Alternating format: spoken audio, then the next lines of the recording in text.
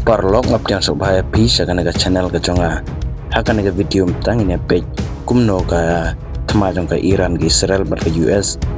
kakta ya ga yoga kot jong kari India kan ga thma ka tega bacia hapo Iran bat ka Iran ka don hamarjan bat ka Strait of Hormuz ka bate ga lenti kim jong ka ane gi ong kata ka Norway ka bate ga lenti ba jong kari India ban export penyang na kinegiri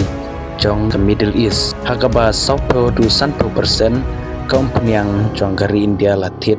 na kinegiri jong ke Middle East kabaya jlang baga nega Strait of Hormuz tela da jia baga thma hapo Iran ka nangjur te kan nega lenti kim kan sablok pan ka India le se kala banom yo penyang la negas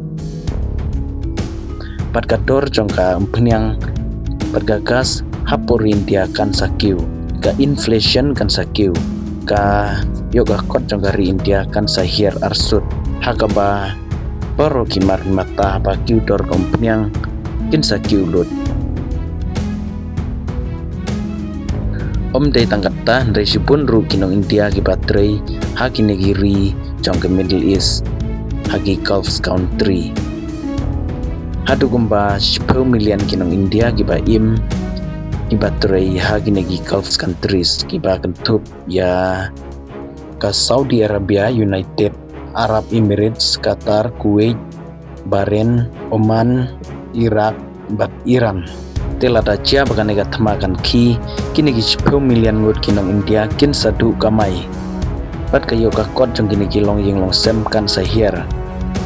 susu hadu marsi teng kacing don kam yang hapor India layo nang bagi negeri Middle East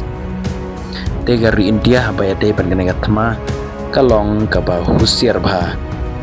kan supej bet bisar penia ndrei kan nom kerki baniasno banno banoru Kublai Shibun.